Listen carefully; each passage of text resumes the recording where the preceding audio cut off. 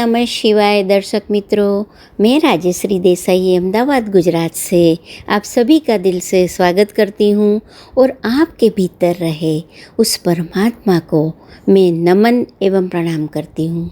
आज का मेरा विषय है भाग्य। खुद को अभागा मानना। मेरा तो भाग्य ही खराब है, मैं तो अभागा हूँ, अभागी हूँ।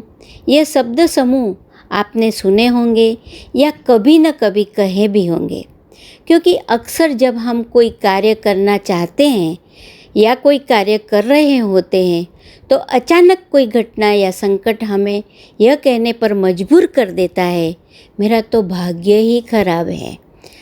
तब हम परिस्थितियों को कोसने और दुख मनाने में इतने तल्लीन हो जाते हैं कि उस पल मिली अच्छी यादों और खुशियों के बारे में भी सोचना भूल जाते हैं। यदि आप भी ऐसा करते हैं तो आप अपने भाग्य को खराब कर रहे हैं। आप यदि अभागे गरीब हैं तो आप ऐसा कहकर उसे और मजबूर कर रहे हैं। यदि आप लोगों को बताते हैं या अपने आप को कोसते रहते हैं तो सावधान हो जाइए, क्योंकि आप जैसा सोचोगे आप वैसा ही बने रहेंगे, क्योंकि इसके पीछे एक रहस्य छिपा है। शायद आप जानते हो, यह सब बातें आपके आसपास रहने वाले वास्तु पुरुष सुनता है। अब आपके मन में ये प्रश्न आ रहा होगा कि यह वास्तु पुरुष कौन है? तो चलिए हम आपको बताते हैं कि ये वास्तु पुरुष कौन है। वास्तु पुरुष हर मकान का स्वयंभू संरक्षक होता है। उसे भवन का प्रमुख देवता माना जाता है। वेदों में बताया गया है कि स्वयं ब्रह्मा ने वास्तु पुरुष की रचना की और उसे आशीर्वाद दिया कि संसार में हर निर्माण कार्य का अवसर पर तुम्हारी पूजा अनिवार्य होगी, अन्यथा यह निर्माण शुभ फलदायी नहीं होगा। यही वजह है कि हर मकान, हर निर्माण के आधार में वास्तु पुरुष का वास होता है। मकान की निरंतर सुरक्षा का भार इस वास्तु पुरुष पर ही होता है। वास्तु पुरुष के मुख से हर समय तथास्तु तथास्तु निकलता रहता है। इसका कारण यह है कि वास्तु पुरुष अपने घर में रहने वाले हर व्यक्ति की इच्छा पूरी करना चाहता है। आपने हमेशा सुना होगा कि घर के बड़े बुजुर्ग कहते हैं, बुरी बात मुंह से नहीं निकालनी चाहिए, शुभ शुभ बोलो। 32 दांत की जबान कब लग जाए क्या पता। इसकी वजह यह है कि वास्तु पुरुष का आशीर्वाद हर समय उसके मुंह से निकलता रहता है और वह कब किस बात पर स्वीकृति की मोहर लगा दे कह नहीं सकते। इसलिए हमेशा अच्छा बोले। जो वास्तु पुरुष के आशीर्वाद के सब शुभ ही होता है। कुल मिलाकर ये वास्तु पुरुष किसी मकान के निर्माण और उसमें निवास करने वाले सदस्यों की खुशियों को साकार करने में महत्वपूर्ण भूमिका निभाते हैं। इसलिए यदि आप अपने आप को अभागा या दुखी कहते हैं तो ये कहते हैं कि मेरा भाग्य खराब है, तो आज से ही ये कहना बंद कर दीजिए। मित्रों, क्या भाग्य को कोसने से दुख खत्म हो जाएगा? कहीं ना कहीं फिर क्यों भाग्य को कोसे? इससे तो बेहतर यह है कि आप उस तकलीफ को दूर करने के लिए मेहनत और उपाय करें। फिर देखिए कैसे दुख आपका दामन छोड़ के जाता है। वैसे दुख सभी दिन के लिए नहीं आते हैं, यह तो भगवान का बनाया हुआ नियम है। जैसे दिन के बाद रात और रात के बाद दिन होता है, उसी प्रकार दुख के बाद सुख और सुख के बाद दुख आता है। और हाँ, एक बात और, भगवान किसी को दुख नहीं देते हैं। ऐसा यूँ समझे, कोई भी बाप यह नहीं चाहेगा कि उसके बेटे को कोई तकलीफ हो। हम सबके गॉडफादर हमारे भगवान हैं और हम सब उनके बच्चे हैं। तो अब आप सोचिए, क्या भगवान हमें तकलीफ देंगे? उनको पीड़ा नहीं होगी?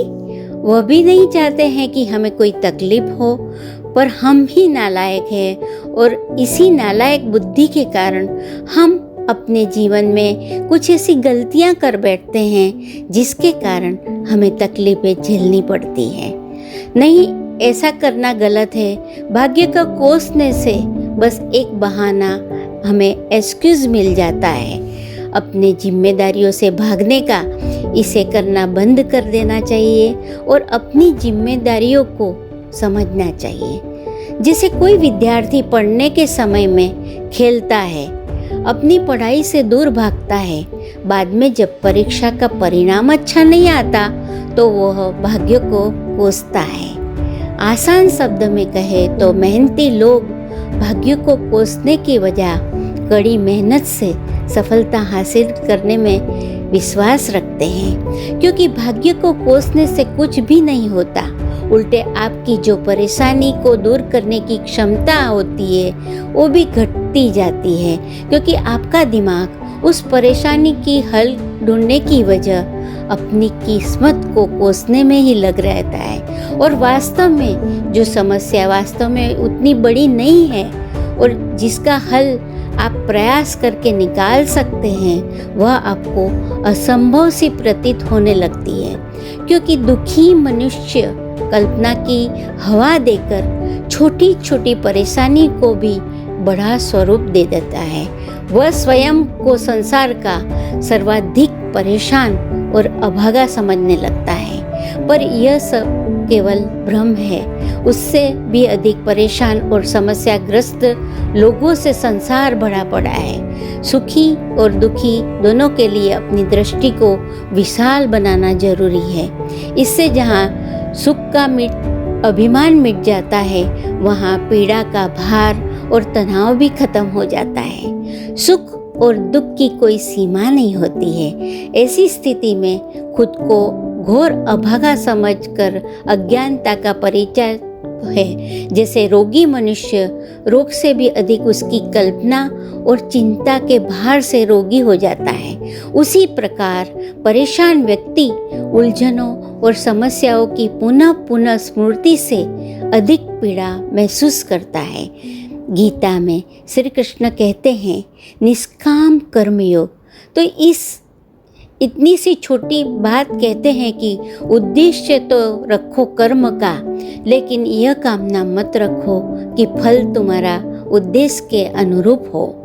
अगर कृष्ण ने जो बात कही उसके अनुसार तुम कर्म करोगे तो तुम्हें पीड़ा नहीं होगी, लेकिन कर्म करते हुए भी तुम दुखी होते रहते हो।